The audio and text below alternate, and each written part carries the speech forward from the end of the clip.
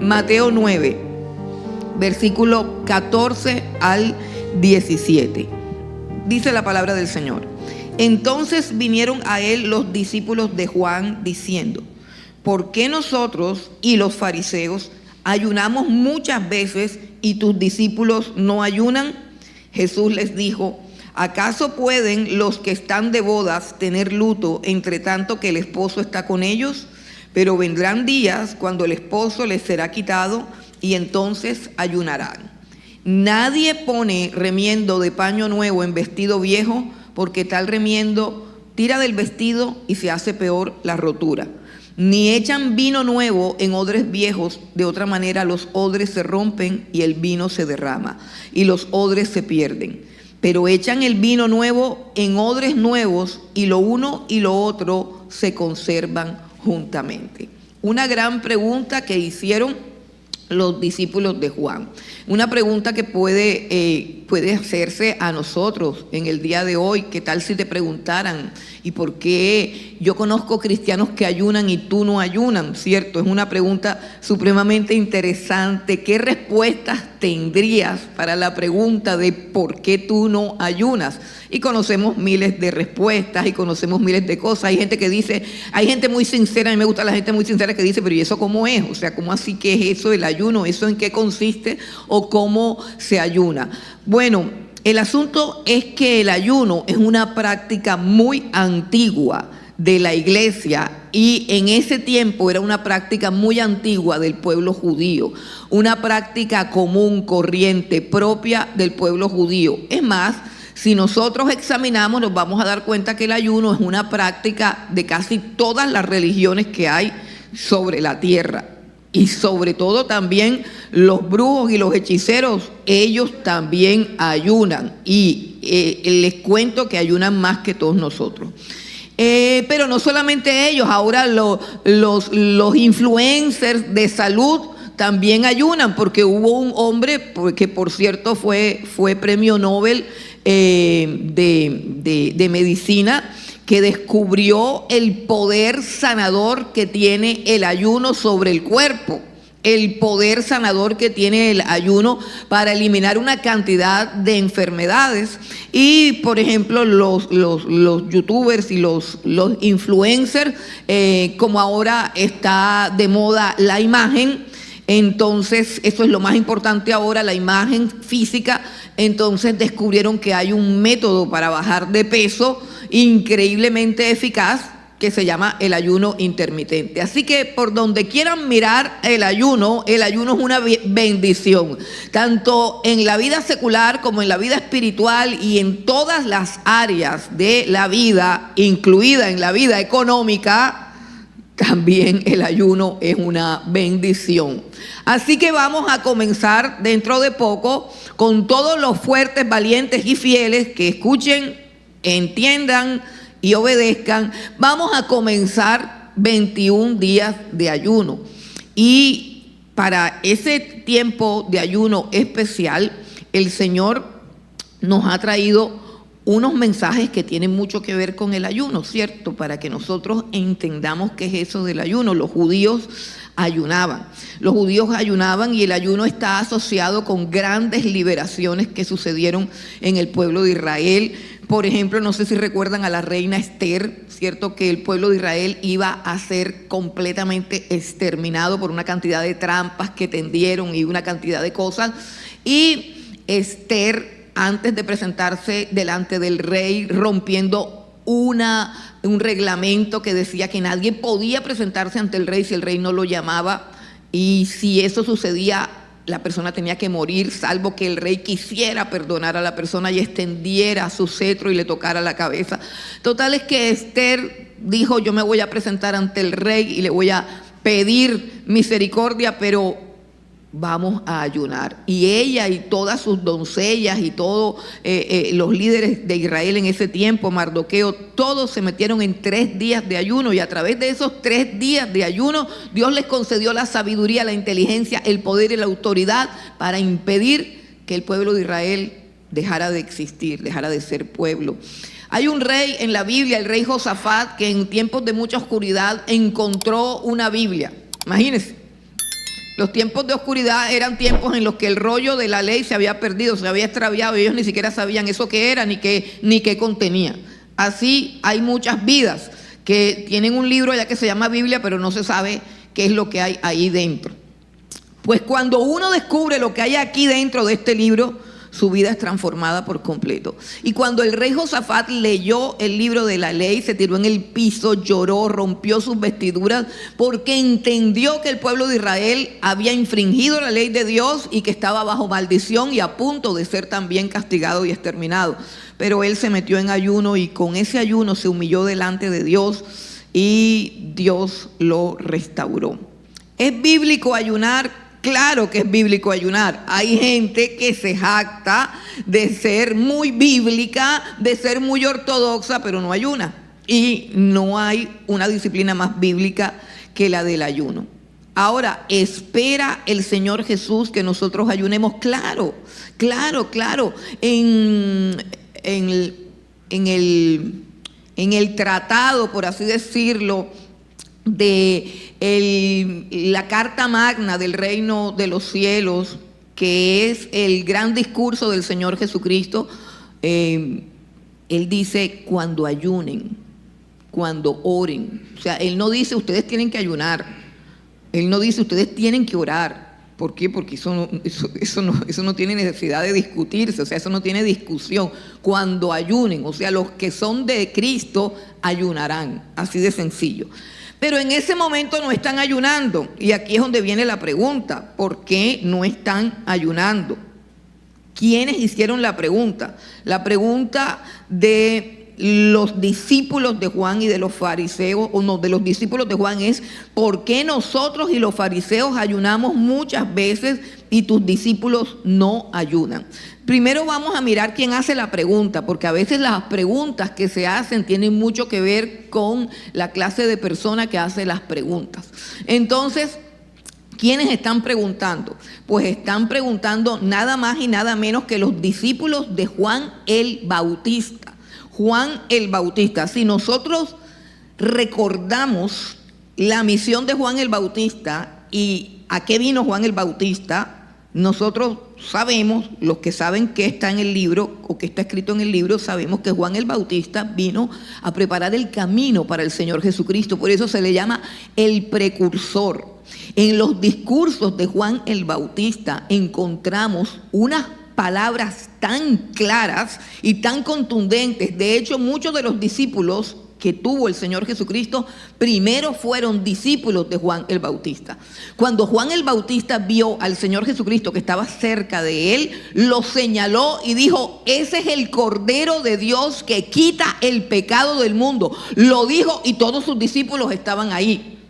Él dijo acerca de Jesús: yo no soy digno ni siquiera de desatarle la correa, ni de amarrarle la correa del zapato. Él dijo: yo los bautizo con agua para arrepentimiento, pero el que viene detrás de mí los va a bautizar con Espíritu Santo y fuego. Él dijo: el que tiene la esposa es el esposo. Yo soy el amigo del esposo y me gozo de ser el amigo del esposo.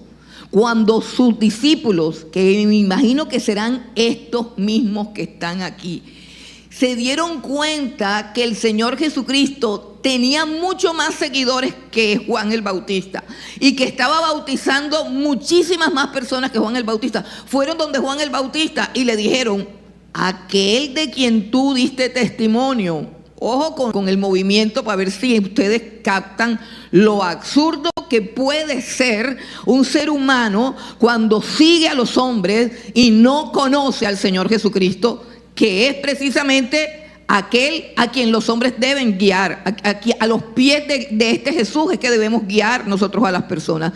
Entonces ellos dicen: aquel de quien tú diste testimonio, bautiza y tiene más seguidores que nosotros.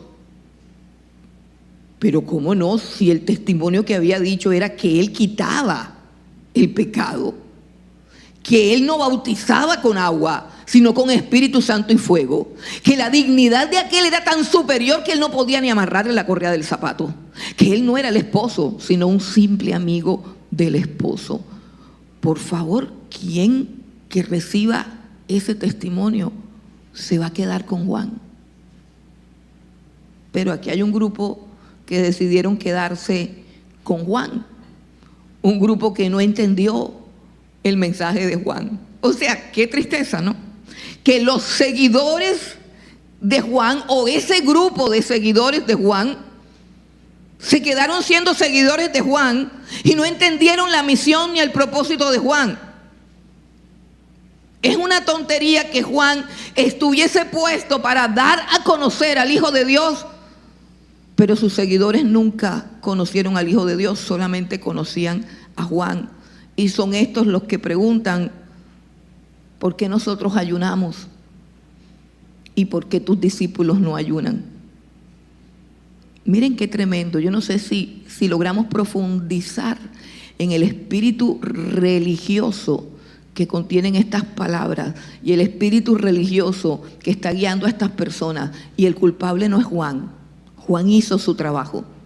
Juan dijo lo que tenía que decir, pero muchas veces no sabemos escuchar, no sabemos oír. La adhesión a los hombres impide a veces que conozcamos verdaderamente al Señor Jesucristo y que podamos experimentar todo lo que el Señor Jesucristo nos ofrece. Pero ¿quiénes eran los otros que también ayunaban? Nada más y nada menos que los fariseos. Y estamos hablando de los que ayunaban en ese tiempo, en ese momento histórico. Entonces ayunaban los discípulos de Juan el Bautista, los que no se habían ido con Cristo cuando el mismo Juan dijo: síganlo a él.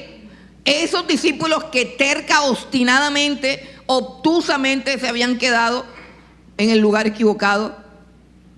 Cuando Juan dice: es necesario que él crezca y que yo mengüe. O sea, es necesario. Les está diciendo: sabe que váyanse ustedes también con él. Pero no lo pueden entender. Y los otros eran los fariseos. Nosotros sabemos por la Escritura que los fariseos eran los peores enemigos del Evangelio, los peores enemigos del Señor Jesucristo. Las únicas personas para las cuales Jesucristo trajo condenación fue para los fariseos. Jesucristo trajo salvación, perdón de pecado, gracia y misericordia para todo pecador. Revise los 4 evangelios y a todos los pecadores, sean prostitutas, ladrones, asesinos, lo que sea, a todos les ofrecía perdón de pecados, a todos les ofrecía paz, a todos les ofrecía amor, a todos les ofrecía misericordia, gracia. Pero a los fariseos no. Por eso, una de las cosas que más debemos temer y una de las cosas a la que yo más miedo le tengo es a ser un fariseo. Los fariseos aman la ley, pero no al Dios que dio la ley. Porque la ley les permite condenar.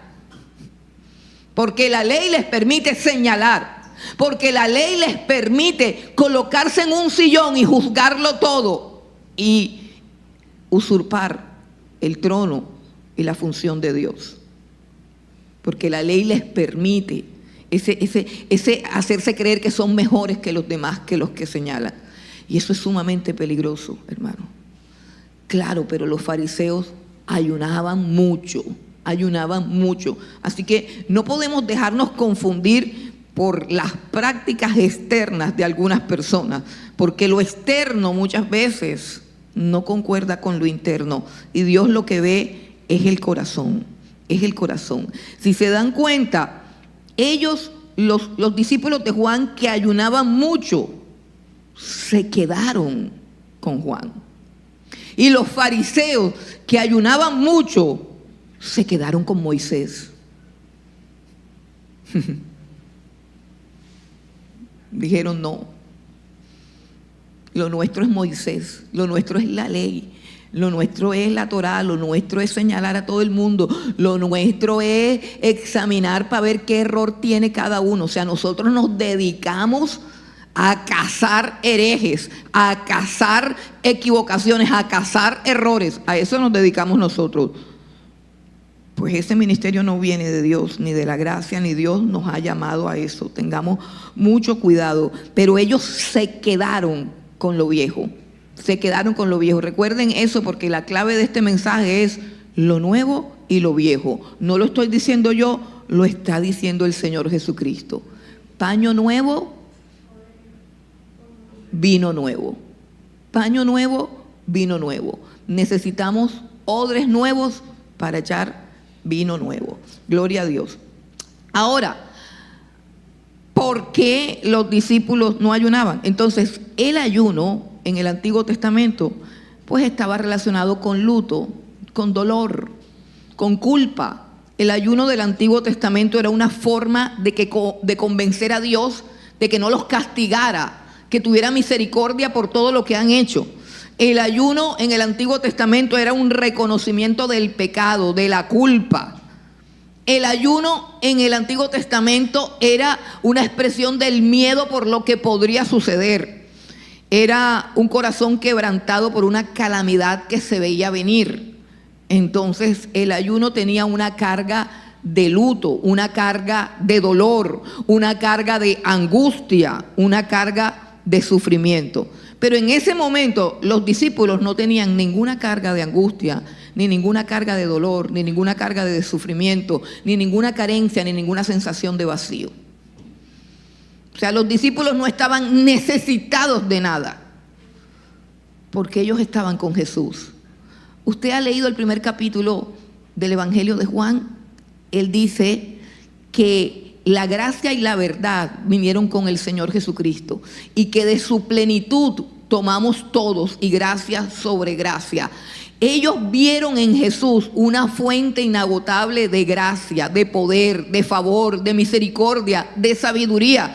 ¿A quién iremos?, dijeron ellos, si solamente tú tienes palabras de vida eterna. Ellos vieron que Jesús los hacía caminar sobre el mar, que Jesús podía detener una tormenta porque los vientos le obedecían, que Jesús podía sanar toda enfermedad, que Jesús podía hacer que todos los peces del mar de Galilea cayeran un solo día, en un momento, en sus redes. Ellos no tenían ninguna sensación de carencia, ellos no tenían ninguna razón para el luto, ellos no tenían ningún vacío en sus almas, no había en ellos ninguna tristeza. Todo lo que había en ellos era gozo, plenitud, paz, amor, deleite.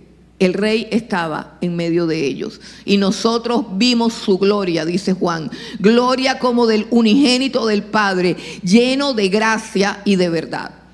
Entonces ellos no estaban como para ayunar porque no tenían esa sensación. Ahora miremos la respuesta que les da Jesús en el capítulo 9. Jesús les dijo, en el versículo 15, dice: Jesús les dijo: ¿acaso pueden los que están de bodas tener luto entre tanto que el esposo está con ellos? Entonces la respuesta de Jesús es: mis discípulos no ayunan porque mis discípulos están de bodas. O sea, la boda es el día o la noche anterior a la consumación del matrimonio. La boda es un momento de alegría porque en la boda se anticipa el gozo de la consumación del matrimonio. En la boda se contempla el gozo y la plenitud que va a venir. Les pongo un ejemplo, cuando usted, no sé cuántos de aquí se fueron de vacaciones, pero cuando llega el día anterior a las vacaciones y ya usted tiene los tiquetes comprados, el hotel, lo que sea, la planificación, la ropa, la maleta, ahí enfrente, usted ya está siendo feliz y usted todavía no se ha subido al avión. Pero ya usted tiene una parte de esa felicidad. El gozo de algo que se ha deseado, que se ha necesitado y que se está aproximando es una boda. Es decir, en la boda el novio, la novia, los amigos del novio, las amigas de la novia y todos los implicados celebraban que al día siguiente o 3 días después, según la costumbre del pueblo, iba a haber un matrimonio. Entonces, ¿cómo podría estar, por ejemplo, la novia en la noche de bodas, diciendo: ay, yo no voy a comer, yo siento una tristeza y un dolor. Es una novia rara. Esa novia o se va a casar con alguien muy perverso, muy malo, o no se quiere casar. Cierto que sería completamente deshonroso para el novio que la novia esté llorando porque mañana se va a casar. Y sería una señal auténtica de que ella no ama al novio, o una señal auténtica de que ese novio no es digno de ser amado y que vivir con él para toda la vida no representa ninguna alegría, ningún gozo. Esa es la respuesta de Jesús por una parte, pero por otra parte les está diciendo algo mayor acerca de sí mismo. Les está diciendo: yo soy el esposo. Y esa es una verdad poderosísima en el contexto de los judíos, porque en todo el Antiguo Testamento Dios mismo se presenta ante Israel como el esposo. Así que él, de una manera sutil y quizás un poco velada, pero lo suficientemente clara al mismo tiempo para que pudieran entender la verdad de quién era él, y de que, por favor, la pregunta es absurda, no solo desde el punto de vista de lo que significa el ayuno, sino desde el punto de vista de quién es Jesús, el que está con los discípulos. Y es que cuando uno no sabe quién es Jesús, hace esas preguntas tontas. Ven acá, ¿y tú por qué quieres estar metido allá en la iglesia? Ven acá, ¿y tú por qué quieres estar leyendo siempre la Biblia? Oye, pero tú no te cansas de estar oyendo esos predicadores. ¿A ustedes no le han preguntado cosas así? Claro, porque no conocen a Jesús. Cuando uno conoce a Jesús, se enamora de Jesús. Y cuando uno se enamora de Jesús, pues quiere estar con Jesús. Así de simple. Entonces, ¿por qué es que tú no entiendes? Pues porque no has conocido. Y pues si no lo has conocido, pues tampoco te has enamorado, porque es que nadie se enamora de quien no conoce. La religión en sí es un luto, es una cosa lúgubre. Hay gente que se enamora de la religión y yo no entiendo cómo. Bueno, hay gente que se enamora de hombres feos. Yo conozco mujeres que se enamoran perdidamente de hombres feos. Es más, conozco mujeres que se enamoran perdidamente de hombres feos y además malos. Porque es que cuando un hombre feo no tiene derecho a ser malo. Tiene que ser bueno. Yo creo que solamente alguien muy, muy bonito tiene derecho a ser malo. Entonces, pero yo conozco a hombres que se enamoran de hombres que además de feos son malos. Entonces, así hay gente que se enamora de la religión. La religión es lo más feo que hay, hermano. La religión es algo lúgubre, algo triste, algo hueco, algo vacío, algo que por más que trato nunca llego. Es frustrante y deprimente la religión. Pero hay gente que no está enamorada de Cristo, sino de una religión. Y por eso en cualquier momento pueden dejar iglesia y pueden dejar todo. Por eso es que yo creo firmemente que nadie que conoce al Señor Jesucristo lo va a dejar jamás. Nadie. Él dice: están de bodas. El novio está con él, les está diciendo: oye, yo soy el novio, yo soy el esposo, yo soy el prometido del Antiguo Testamento. El pueblo de Israel existe solamente por y para mi venida, mi llegada. Estoy aquí. Todo lo que han profetizado desde Génesis 3:15 hasta Malaquías se está cumpliendo en este momento. Yo soy la encarnación viviente de todas las promesas divinas. Yo soy el esposo de Israel, el esposo de la iglesia, el deseado de las naciones. ¿Por qué habrían de estar tristes? ¿Por qué deberían estar de lutos si yo estoy con él? Esa es la primera razón por la cual en ese momento, mientras Jesús estuvo con ellos, no ayunaron. Pero tranquilos, dice Jesús, porque a la gente religiosa le molesta la libertad de los que no son religiosos. Entonces Jesús les dijo: no se preocupen, porque el novio les será quitado y entonces ayunarán. Y aquí nos arroja una luz más grande acerca de las razones para ayunar de una nueva forma o de una nueva manera. Dice el novio les será quitada. Y sí, ellos estaban con Jesús, pero todo eso terminaría viendo ellos a Jesús morir en una cruz, sin poder entender en ese momento cómo les fue quitado el gozo, cómo les fue quitado el poder, la autoridad, la alegría, la pasión, la esperanza. Todo parecía haber muerto con Jesús en esa cruz. Sí, pero no le fue quitado solamente por 3 días. Después de esos 3 días, sí, Jesús resucitó. Y la Biblia dice que Él se presentó vivo con pruebas indubitables, dice el libro de Hechos, y que se les apareció y les predicó todas las cosas que tenían que saber del reino de los cielos, y los revistió de poder y de autoridad. Luego llegó sobre ellos el Espíritu Santo y todas estas cosas.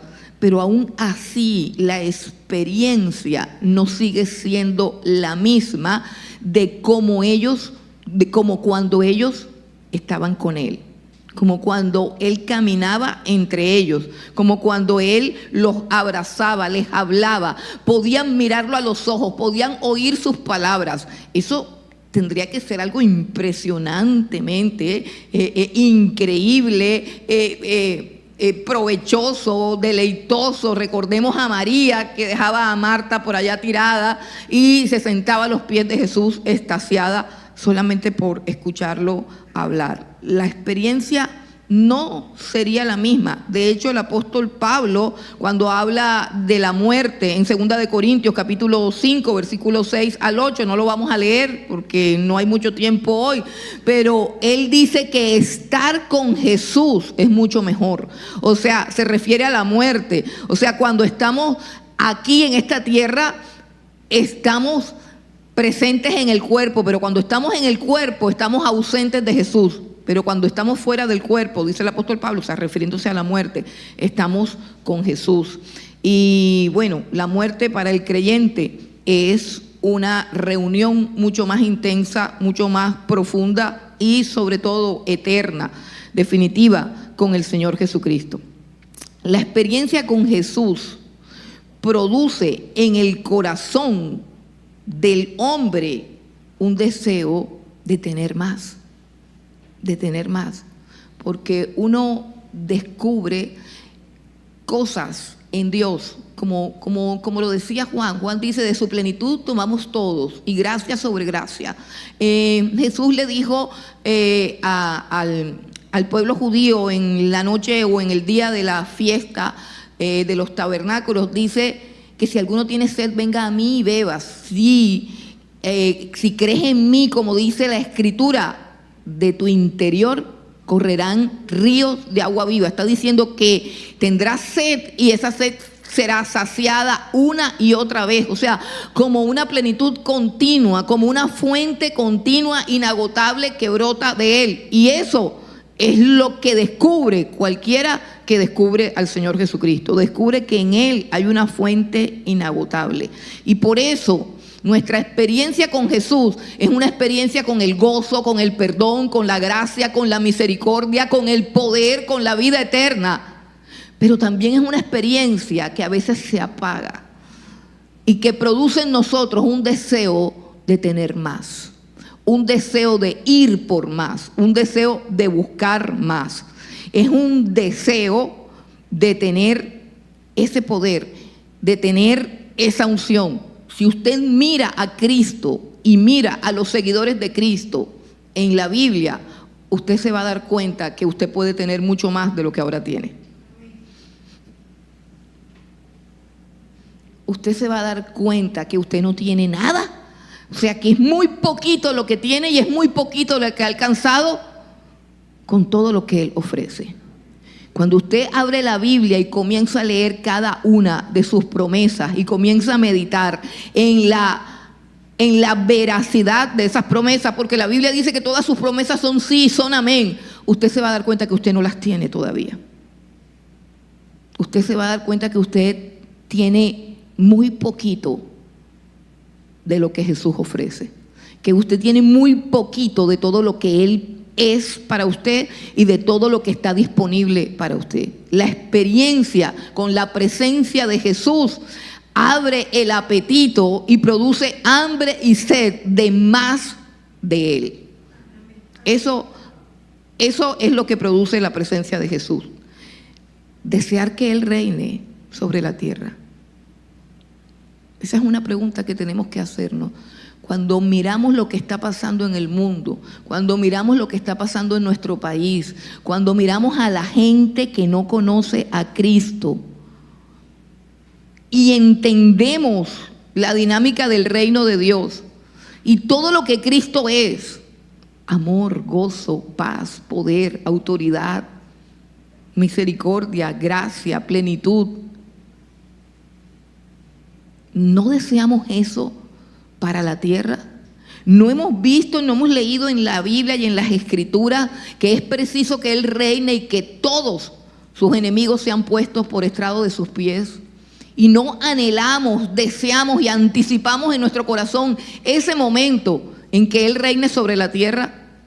¿No nos da pesar ver la gente cómo está, cómo viven, sin gozo, sin alegría, sin razones para vivir, en depresión, en angustia o en necedad? Mire, yo me subo a un carro para venir acá y hay un muchacho, casi siempre hay un muchacho escuchando un reggaetón. Ya ustedes saben, la vulgaridad, primero que todo, lo primitivo del ritmo, porque es un ritmo supremamente primitivo, y sé que acá habrá gente que dirá: uy, es que usted no entiende de eso. No, los que no entienden son ustedes. Un ritmo primitivo, porque no es música, es solamente un ritmo primitivo. Y una letra pornográfica que reduce la vida del ser humano a sus instintos sexuales, a sus genitales. Y yo me quedo pensando, este peladito pasa todo el día metido en este carro oyendo esa basura. Los oídos, que son ventanas del alma, continuamente abiertos a la basura. ¿Qué puede tener en su corazón y en su alma alguien que solamente recibe basura y basura? No es la palabra de Dios la que produce vida.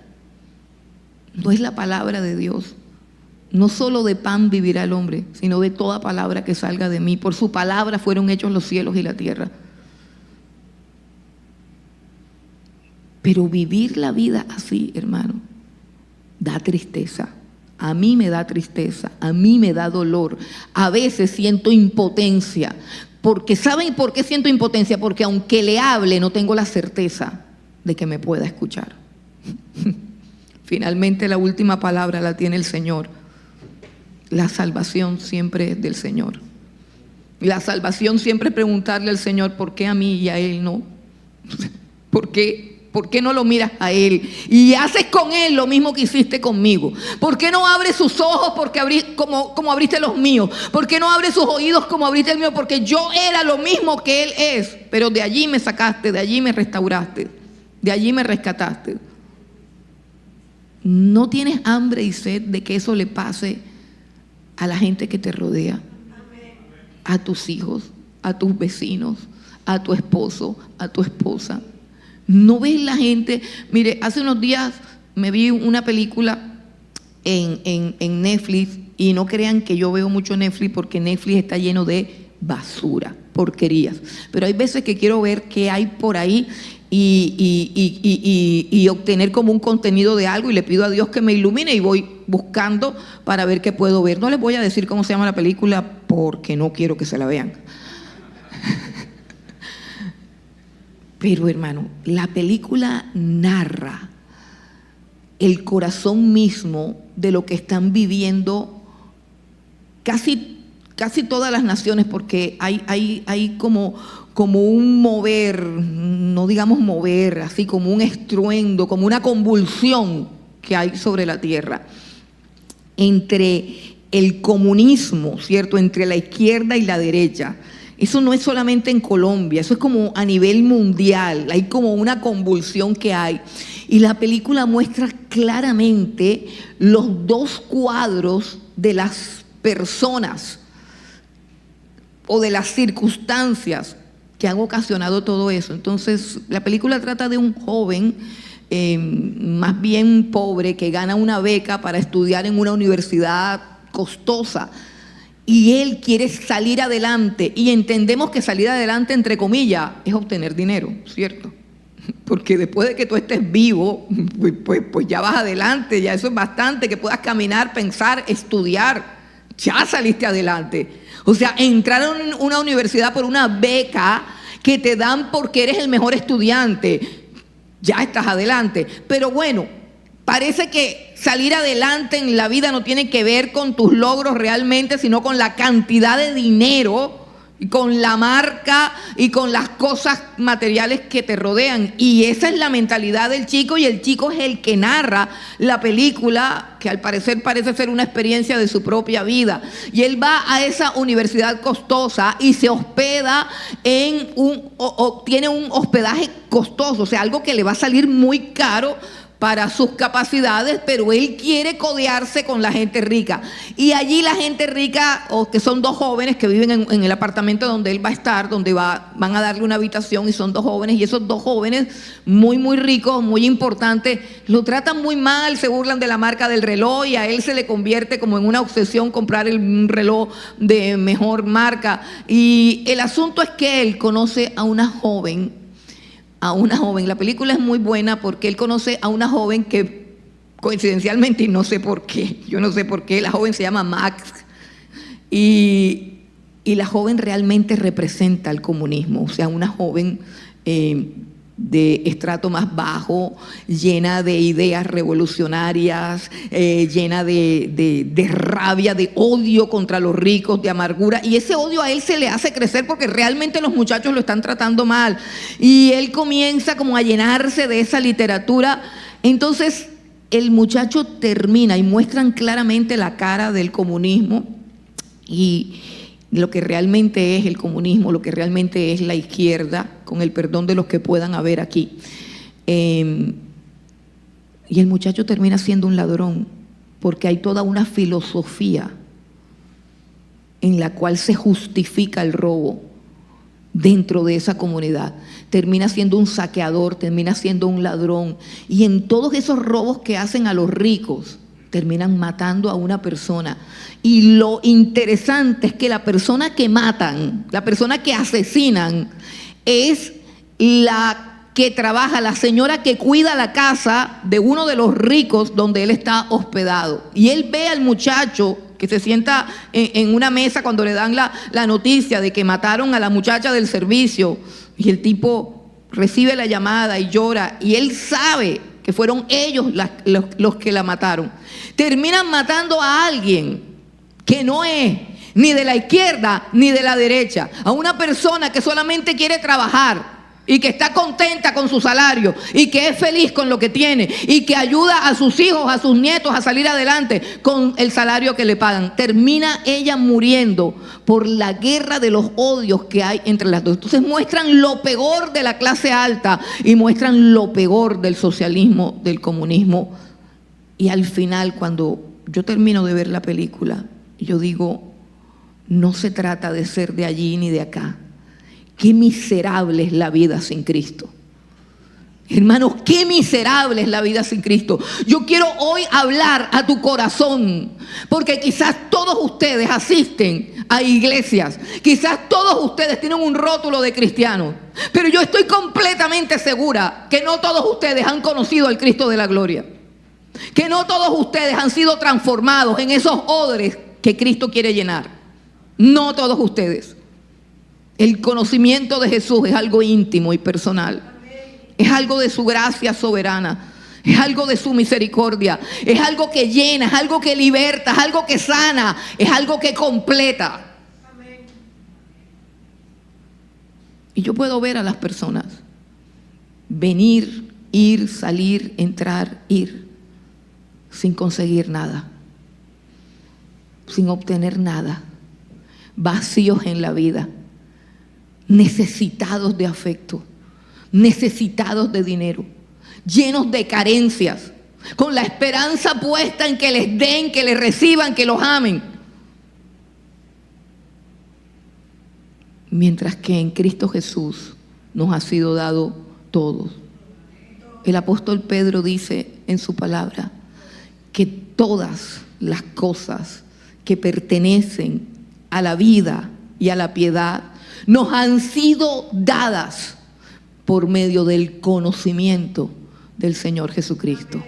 En Él estamos completos, en Él lo tenemos todo. La plenitud de Dios habita en Cristo Jesús y Cristo es tuyo si tú lo quieres recibir. Si tú lo quieres recibir, hermano. Desear que Él reine. Desear que otros tengan eso. Cuando te encuentras con un remedio que es eficaz para la peor de la enfermedad y a tu alrededor están todos enfermos de esa enfermedad, por favor, tú tienes que tener una necesidad urgente de entregar el remedio y de convencerlos que se lo tomen.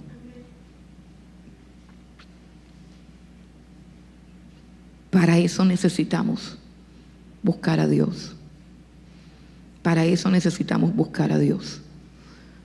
No deseas almas convertidas, almas libertadas. No deseas que el reino de Dios venga a la tierra. Hermanos, la mentalidad con que se ayunaba en el Antiguo Testamento no concuerda con la mentalidad con la que debe ayunar un cristiano. ¿Por qué? Porque en esta nueva mentalidad de la cual el Señor Jesús está hablando, que es como un odre nuevo, esta nueva mentalidad, Cristo ya venció, Cristo ya murió. Con una sola ofrenda hizo perfectos a todos aquellos que han creído en Él. Nuestra deuda está pagada. Nuestro futuro está asegurado. El mañana está en manos de Dios. Nuestra vida está en manos de Dios. Él nos ha adoptado como hijos suyos. Él nos ha puesto un sello de que le pertenecemos. No hay temor, no hay angustia, no hay incertidumbre. No debe haber preocupación por el dinero. No te afanes por qué te vas a poner o por qué vas a comer. Dice, déjale eso a los gentiles. Tu Padre que está en el cielo sabe de qué cosas tienes necesidad. Mejor busca aquello que Dios te ha mostrado. Busca primero el reino de Dios y su justicia. Busca primero. Señor, ¿cómo vamos a orar? Enséñanos, Jesús, a orar. Ustedes orarán así. O sea, cuando ustedes sean mi pueblo, cuando ustedes sean mis hijos, cuando ustedes estén plenos en mí, la oración de ustedes no será dame esto, dame lo otro, quiero aquello, quiero lo otro, mira fulano, mira el otro. La oración de ustedes será Padre nuestro. Una certeza de la paternidad de Dios. Una convicción profunda, una paz intensa de que soy su hija y eso me hace la persona más afortunada de la tierra. No importa las carencias que puedan haber. Y entonces no tendré preocupación por mí, sino por su nombre y por su reino. Padre nuestro que estás en los cielos, que tu nombre sea santificado. Y que venga a esta tierra de injusticia, que venga tu reino. Que venga tu reino. Esos son motivos para orar. Esas son las oraciones que debemos hacer. Un nuevo odre es una nueva mentalidad. No es que soy culpable y me tienen que perdonar. Ya fui perdonada. Ya fui cambiada, ya fui transformada, ya fui adoptada, ya fui bendecida, ya fui escogida. Ya fui predestinada. Que venga tu reino, Señor. Que venga tu reino sobre mis hijos. Que venga tu reino sobre mi barrio. Que venga tu reino sobre mi casa. Que venga tu reino sobre mi país, sobre mi ciudad, sobre la congregación, sobre los que creen haberte conocido, pero que por su forma de vivir es obvio que no lo han hecho. Hemos probado. La sangre nos ha limpiado. Jesucristo ha vencido. Él dice que despojó a los principados, a las potestades y triunfó en la cruz, exhibiéndolos públicamente. La victoria está ganada. Dice, no se preocupen, yo he vencido al mundo. En todas las cosas, sea hambre, angustia, tribulación, persecución, lo porvenir, lo venidero, el pasado, el futuro, ángeles, principados, potestades, nada nos podrá separar del amor de Dios en Cristo Jesús. Antes, en todo lo que pueda venir, en todo lo que pueda pasar y en todo lo que está pasando, nosotros, dice la Escritura, dice el Señor, somos más que vencedores. Hermano, ¿qué es el ayuno? Cuando Jesús lanza estas palabras acerca del ayuno, cuando lanza esta metáfora acerca del ayuno, no se pone un remiendo de paño nuevo en vestido viejo, porque el remiendo tira del vestido y se hace peor el roto, ni se echa vino nuevo en odres viejos, de otra manera los odres se rompen y el vino se derrama.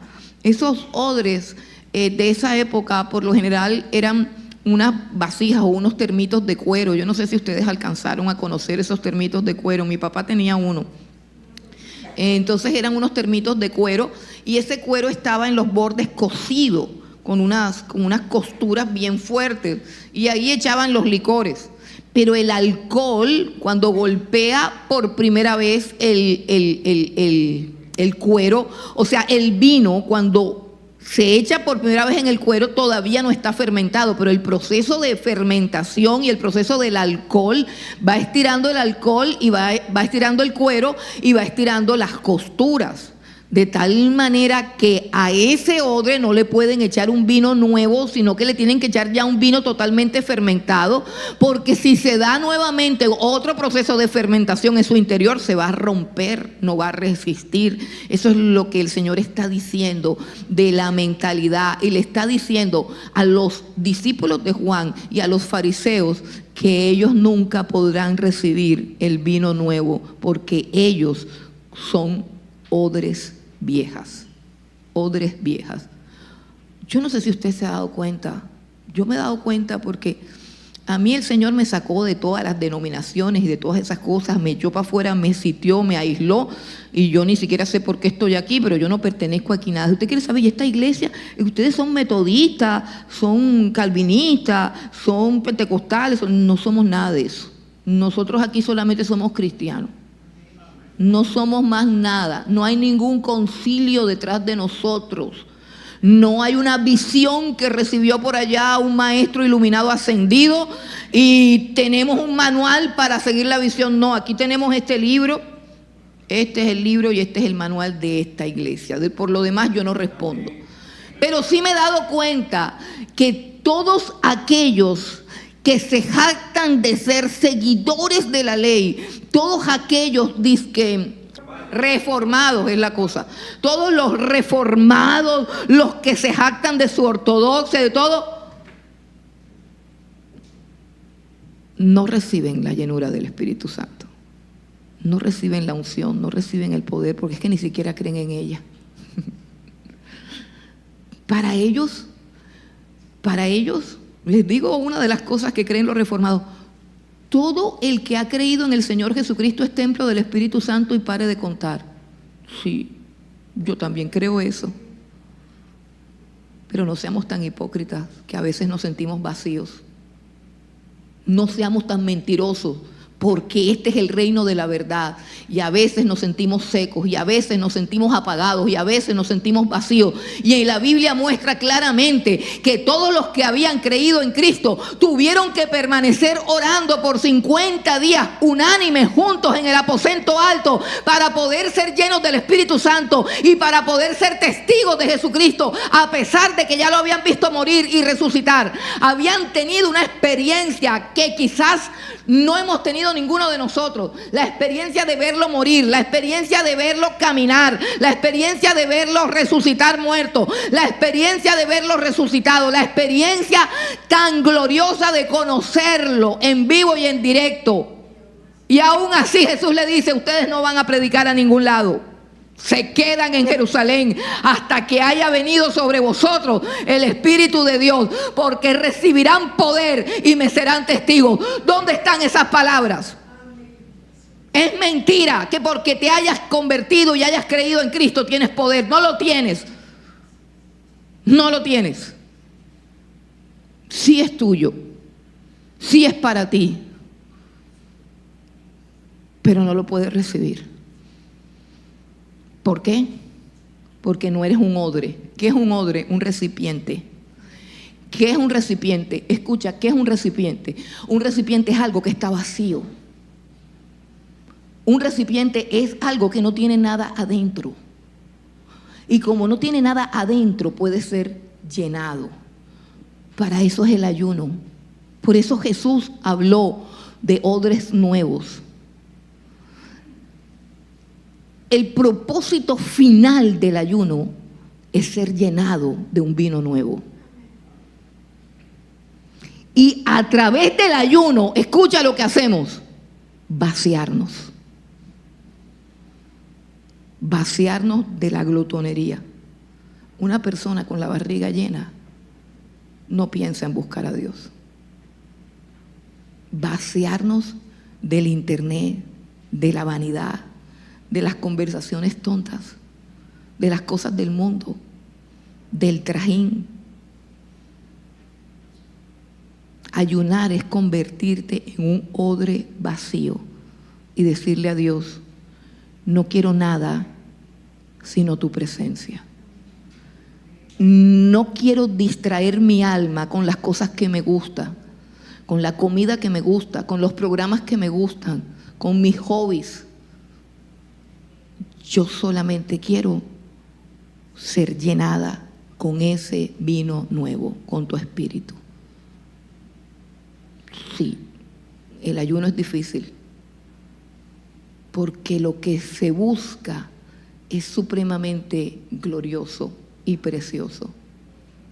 No puedes tener a Dios y las cosas de este mundo, amarlas al mismo tiempo. No puedes tenerlas. O sea, tú no puedes tener amor por las cosas de este mundo y al mismo tiempo que el amor de Dios esté contigo. Es que lo dice claramente la Biblia. No améis al mundo, porque todo lo que hay en el mundo, los deseos de los ojos, los deseos de la carne y la vanagloria de la vida son del mundo, no provienen de Dios. Y el amor del Padre no está en los que aman esas cosas. El ayuno es despojarnos de eso, hermano, y decir, solamente te quiero a ti. Solamente te quiero a ti. La consecuencia del ayuno será ser llenado con el vino nuevo que Jesús nos ofrece. Ayunar es decir, no quiero ser controlado por nada ni por nadie. ¿Sabe por qué? Porque a través del ayuno se descubre qué es lo que te controla. Cuando empieces a ayunar y a privarte de la comida que te da bienestar, fortaleza, seguridad, gozo, deleite, tu cuerpo y tu carne van a reclamar. Y va a salir de tu corazón lo que tú eres: el mal genio, la rabia, la amargura, el fastidio. Todo eso, lo que tú eres realmente, eso va a salir, porque no hay con qué taparlo. El ayuno es una disciplina para buscar a Dios de una manera más intensa, más profunda. Una persona que no ha conocido a Jesús no puede ayunar. Ayunamos porque lo hemos conocido y sabemos que en Él hay mucho más de lo que tenemos. Y sabemos que las cosas de esta tierra y todos los afanes de este mundo nos están secando el alma. Escucha, en el ayuno tú renuncias a aquello que te está secando, a aquello que te está apagando, a aquello que te está distrayendo, a aquello que endurece tu corazón, a aquello de lo que te alimentas día y noche. Vas a prescindir de eso y solamente vas a llenar tu alma con su presencia y con su palabra. Entonces entenderás aquellas palabras de Jesús: no solo de pan vive el hombre, sino de toda palabra que sale de la boca de Dios. ¿Por qué vamos a ayunar, hermano? En el libro de Isaías, capítulo 58, no lo busquen porque eso va a ser materia de otro mensaje. La Biblia dice que el ayuno que Dios quiere es un ayuno donde libertamos a los cautivos. Un ayuno donde soltamos las ligaduras de la maldad. Un ayuno donde compartimos nuestro pan con el hambriento, donde dejamos de hacer lo injusto, lo malo. El ayuno tiene como propósito libertar, hermano. ¿Cuántas cosas no están atadas? Comenzando por nuestro país. ¿Sabes que la lucha que están viviendo las naciones no es política, sino espiritual? Y no lo pueden entender. No entiendo por qué no lo pueden entender, hermano. No sé por qué hay todavía gente que dice no se metan en política. No nos estamos metiendo en política. La política se está metiendo con nuestra familia, con nuestros niños, con nuestros valores. Y hemos sido llamados por Dios a defender la verdad. Hace poquito en Chile pudieron lograr una gran victoria. Y el presidente de Chile, apellido Katz, que creo que todavía no se ha posesionado, es un hombre católico de profundas raíces, creyente en la familia, en Dios, en los principios, en los valores. Y él se reunía con todos los pastores evangélicos de la ciudad y reconoce que su victoria fue dada a través de la oración. Hermano, Chile nos está mostrando un camino, nos está mostrando una luz. Nos está mostrando que hay algo más poderoso que tu voto. Hay algo que tiene más poder que el voto que vas a depositar. Y es orar y ayunar por nuestra nación. Es un año decisivo para Colombia. Hay gente que no le importa. Hay gente que dice, yo ya tengo mi plan. Si pasa lo que es, yo arranco y me voy. Pero ahorita estábamos cantando, yo no huiré. Estamos aquí para establecer el reino de los cielos en la tierra. Estamos aquí para llevar a las personas a los pies de Cristo. Estamos aquí para libertar a los cautivos. Lo dice el Señor Jesucristo en el capítulo 60, 61 de Isaías, donde dice, el Espíritu de Dios está sobre mí porque me ha ungido Dios y me ha enviado Dios a libertar a los cautivos, a sacar a los presos de las cárceles. Para hacer eso necesitamos poder. Y para tener poder necesitamos vaciarnos. Y para vaciarnos necesitamos ayunar. Porque necesitamos el vino nuevo que Jesús está ofreciendo aquí. Vino nuevo. Escuche todo lo que puede simbolizar el vino nuevo que Jesús ofrece. ¿Recuerdan el primer milagro de Jesús? Convirtió el agua en vino. ¿Recuerdan el testimonio del maestresala o del anfitrión diciendo, todo el mundo sirve primero el mejor vino y luego el de menor calidad lo dejan para de último cuando la gente ya está contenta? Pero tú has servido el mejor vino y lo has dejado para el final. Ese es el vino que Jesús ofrece, un vino mejor que todas las cosas con las que tu alma se deleita o se distrae. Y yo quiero invitarte a que cambies esa perspectiva arrogante y dura con respecto al ayuno y te humilles delante de Dios y le digas, Señor, yo quiero eso de lo que está hablando la señora loca esa. Yo quiero saber si eso es cierto. Yo quiero saber si hay algo mejor que todos los placeres de esta tierra que tú me puedas dar. Yo quiero conocer aquello de lo que otros disfrutaron, aquello por lo cual los demás dejaron todo, los que lo hicieron dejaron todo, solamente por tenerte a ti. Busca primero el reino de los cielos y toda su justicia, y entonces todas las demás cosas te serán añadidas.